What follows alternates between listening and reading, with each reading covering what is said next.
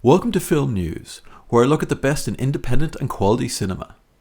This week I was watching Red Letter Media's catch-up of the year, and they did a little comedy bit at the start, where they listed a massive amount of the mainstream films they hadn't watched this year.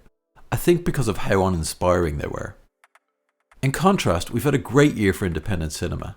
So many inspiring films across genres. It makes me happy I'm doing these little videos to help people find them. Anyway, this week I'm talking about a brand new and heavily viewed trailer from one of the best filmmakers around. Then I want to talk to you about two comedies you can watch right now about women going through existential crises, one of which works and one of which doesn't.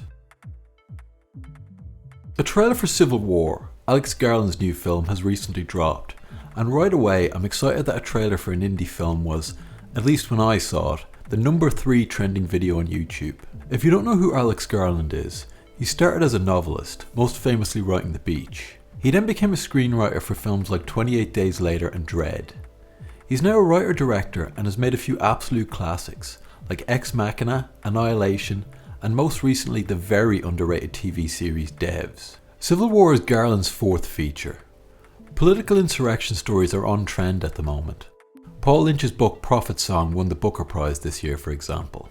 The trailer has generated a ton of debate about how it imagines a civil war would start and what the film's political leanings are. To be honest, a few of the lines in the trailer are a little cliched, but I'm willing to give Garland the benefit of the doubt until we get to see the film. More than that, it's just nice to see an independent film being the centre of a big debate. People keep saying cinema's back this year. Maybe it is. Civil War is out at the end of April. Okay, just indulge me for a minute while I have a brief rant. We recently got a trailer for a new Mad Max film. Love that. And with Anna Taylor-Joy in the lead. Love that too. But who in the marketing department decided it would be a good idea to put this painfully obvious, cheap-looking speed ramp in the trailer? You've got a huge budget action film shot by absolute pros, and you decide to make it look like some low-budget Zack Snyder thing. Marketing department, up your game. Tua madre mi ha chiesto di non uscire più con te. Tu hai bisogno di farti degli amici. Tu hai detto a Judy che non può più uscire con me. Perché vuoi rovinarmi la vita? Amanda is a quirky comedy about an unhappy Italian girl called, coincidentally enough, Amanda. The film is appearing in many of the top films of the year lists. It's the directorial debut of writer-director Carolina Cavalli.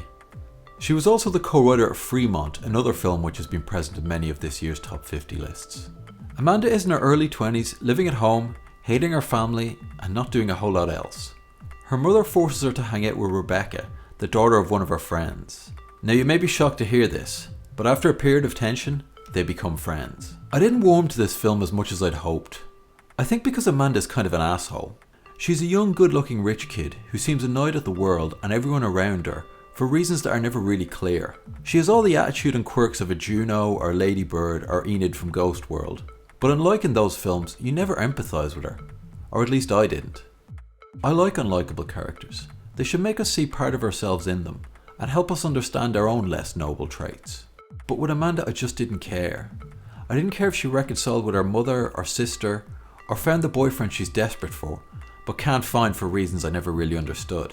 That said, there is a lot to like in this film, and I laughed out loud several times. The cynical deadpan humour and sharp dialogue is terrific. Like when Amanda describes her family's maid as a bourgeois bitch, or Amanda's young niece going to therapy because she likes Jesus as a person. On top of that, the production design and cinematography by Martino Boninomi and Lorenzo Lavarini, respectively, are on point. The matching close-ups on a wide lens when Amanda is talking to her sort of boyfriend are lush and really sell the moment. Amanda's struggles weren't enough to engage me, but I'll be interested to see Fremont and whatever Carolina Cavalli does next.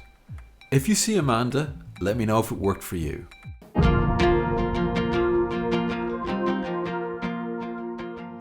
Max worked for your father years ago. Really? Just try to behave yourself today. I'm not gonna blow him in the bathroom. Writer-director Emma Seligman and actor Rachel Sennett are a big deal these days, with their film Bottoms playing in cinemas all over the place this year. But if you want to see where it started for them, check out their debut film together, Shiva Baby. It's a classic single-location, low-budget indie.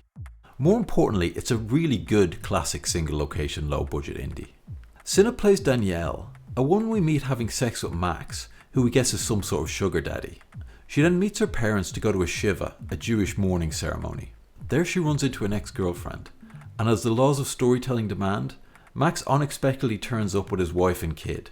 The rest of the film is Danielle navigating her relationship with her ex, her parents, and Max, while generally keeping everyone off her case about what she's doing with her life. The relationships between all involved are really well observed, and Danielle's interactions with her parents have as much tension and drama as those with Max. Senna is a star straight out of the gate, playing Danielle with a mix of brash impulsiveness masking insecurity. Unlike in Amanda, I empathised with Danielle as someone at that stage of your 20s, where the less you know what you're doing with your life, the more it seems like everyone else has theirs figured out, and consequently, the harder you are on yourself and the more you spin out of control. Somehow I buy Danielle's decision to have a sugar daddy more than I do Amanda's inability to find a boyfriend. Seligman sticks solely to Danielle's perspective for almost the whole film. A lot of that is shot in a close-up of her as she navigates her way around the house. Usually I don't like constant use of close-up, but it works well here, helping us empathise with Danielle. If I had to nitpick, the documentary-style shooting isn't the most imaginative, and for longer parts of a scene, it felt a little stagey. Also in at least one of the interactions with multiple characters in it, the camera jumped the line so often I became a bit disoriented.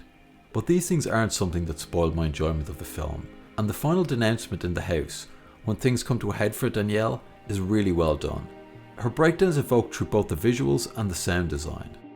The film is only 78 minutes long, and telling such a layered story with such dramatic economy is a huge skill in itself. Honestly, go check this film out. It's more than worth 78 minutes of your time. Thanks for watching. Slightly shorter video this week, because I'm working on a quick video looking at the list of the best films of 2023. I'm planning to get that to you before Christmas, so I better go and finish it.